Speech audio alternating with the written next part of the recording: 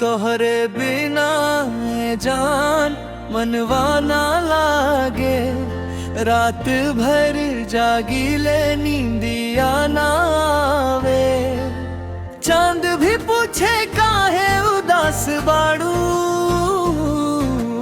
तोहरे खातिर दिलवा बेचैन बाहो।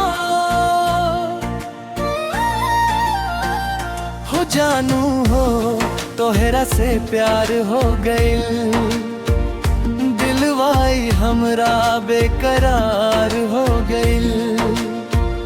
तोहरे नैना के जादू चल गइल, हमरा दिल पे अधिकार हो गइल।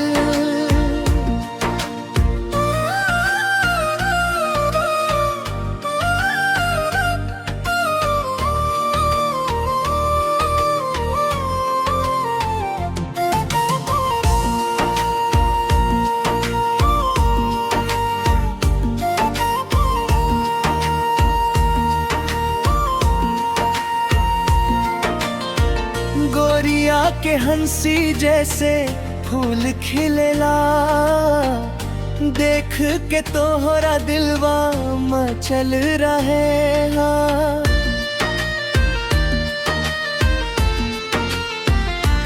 हो बाजे करेजवा में प्यार के सितार, तोहरे खातिर सजनी छोड़ब संसार।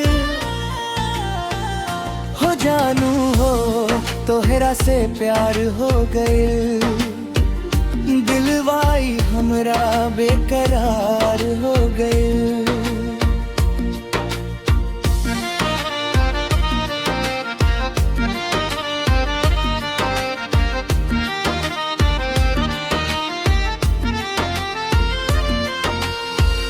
बरखा के पानी में भींजत रहनी, तोहरे याद में गारा गावत रहनी।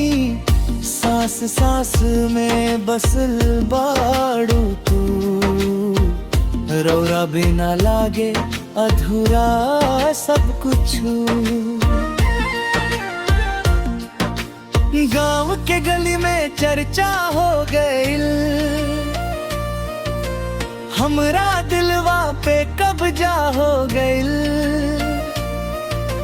मिलन के सपना सजवले बानी, तोहरे नाम के मेहंदी लगवले बानी।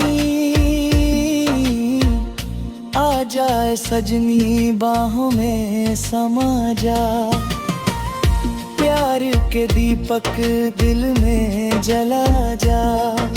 7 जन्म तक साथ निभाइब, तोहरे खातिर दुनिया से लड़ जाए।